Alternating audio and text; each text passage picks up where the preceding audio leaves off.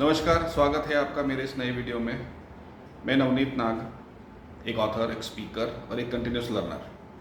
आज मैं आपको बात करूंगा एक ऐसे टॉपिक के बारे में जो बहुत ही कॉमन है लेकिन सबसे इम्पॉर्टेंट है।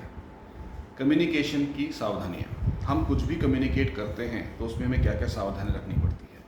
आज हम बात करेंगे वर्बल कम्युनिकेशन में ध्यान रखने वाली सावधानियों के बारे में। हम दो टॉपिक लेके चलते हैं। वर्बल कम्युनिकेशन के अंदर दो चीज़ें हैं जो बहुत इंपॉर्टेंट हैं जिससे आपका कम्युनिकेशन इफ़ेक्टिव होता है ना। What is effective communication? Effective communication क्या है?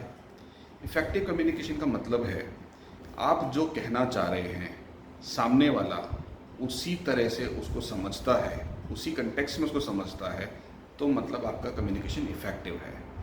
वरना आप जो कहना चाह रहे हैं और सामने वाला कुछ और समझ रहा है तो इसका मतलब आपका कम्युनिकेशन इफ़ेक्टिव नहीं है।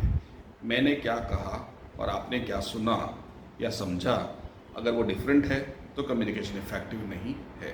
ऐसा अंग्रेजी में कहा जाता है ना, व्हाट आई से and what you understand can be different. If this is the case, it is not an effective communication. तो हम जब कम्युनिकेशन की बात करते हैं तो उन दो टॉपिक पे जाने से पहले मैं आपको बताना चाहूँगा कि हम भाषा के बारे में, कई लोगों को एक मिसकंसेप्शन है दिमाग में कि अच्छा कम्युनिकेशन वही कर सकता है जिसके पास अंग्रेजी भाषा का बहुत अच्छा ज्ञान हो, या उसका हिंदी में प्रकांड पंडित होना बहुत ज़रूरी है, या किसी भी फलाना लैंग्वेज में उसका बहुत अच्छा कमांड होना ज़रूरी है। हाँ, लैंग्वेज पे आपका नॉलेज होना ज़रूरी है, कमांड होने की कोई ज़रूरत नहीं है। क्योंकि आज के ज़माने में सबसे इफेक्टिव कम्युनिकेशन कौन कर पाता है? जिसको सारी भाषाओं का थोड़ा थोड़ा ज्ञान है। क्योंकि हम आम भाषा में, जिसको हम आम भाषा बोलते हैं, आम जनजीवन की भाषा बोलते हैं, वो होती है खिचड़ी भाषा। आज हमारी भाषा के अंदर हिंदी, इंग्लिश, उर्दू और दूसरी भाषाओं के शब्द सम्मिलित होते हैं। कोई भी आदमी किसी एक पर्टिकुलर भाषा को लेके एकदम प्योरिटी से बात नहीं करता, वो हमेशा दूसरे शब्दों को मिक्स करके ही बात करता है। कम्युनिकेशन की सबसे पहली इम्पॉर्टेंट चीज़ ये है कि आप जो भी कम्युनिकेट करना चाहें वो सामने वाला समझ पाए, वो भाषा आपकी होनी चाहिए। उसमें ये कोई ज़रूरी नहीं है कि अगर आप अंग्रेजी में बोलेंगे तो आप अच्छे कहलाएंगे, आप हिंदी में बोलेंगे तो अच्छे कहलाएंगे, या अपनी मातृभाषा में बोलेंगे तो अच्छे कहलाएंगे। ऐसा कोई नियम कम्युनिकेशन में नहीं है। अगर सामने वाला आपकी भाषा ना समझ पाए तो आपका कम्युनिकेशन व्यर्थ है। आप कितने भी बड़े प्रकांड पंडित हों, उससे कोई फ़र्क नहीं पड़ता। मैंने कई इंसिडेंसेस देखे हैं जहाँ पे लोग डायस पे खड़े होके, स्टेज पे खड़े होके बहुत लंबे लंबे प्रवचन देते हैं और बहुत अच्छे नॉलेजेबल प्रवचन देते हैं, लेकिन उनकी प्रवचन की जो भाषा होती है वो जो वहाँ सभागार में बैठे हुए लोगों को 80% लोगों को समझ ही नहीं आती।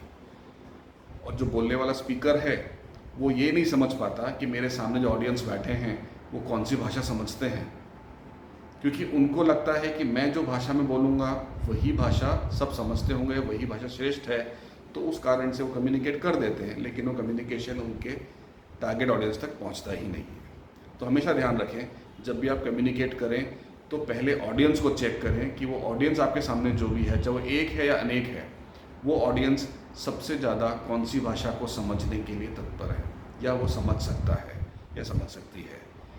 किसी भी मिसकंसेप्शन में ना रहें कि अगर मैं अंग्रेजी में भाषण दूंगा या बात करूंगा तो सामने वाला बहुत इम्प्रेस हो जाएगा।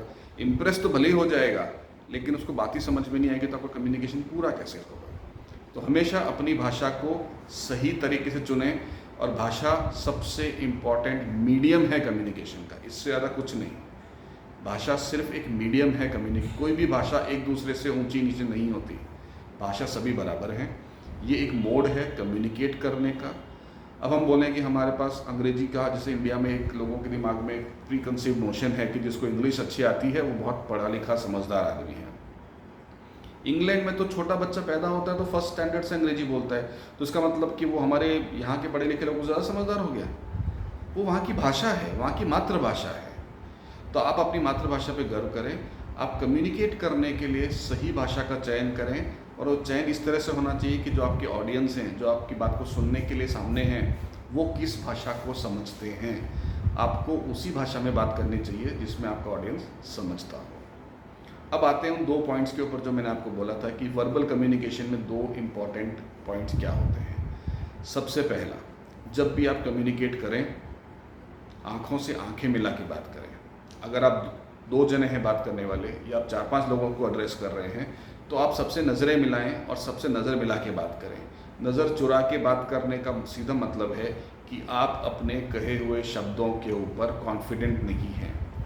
आपको शायद भरोसा नहीं है कि जो आप कह रहे हैं वो सच है, तथ्यों पे आधारित है, या आप उसको एंडोर्स करते हैं। आपने कहीं से सुना है और आपने बोल दिया है।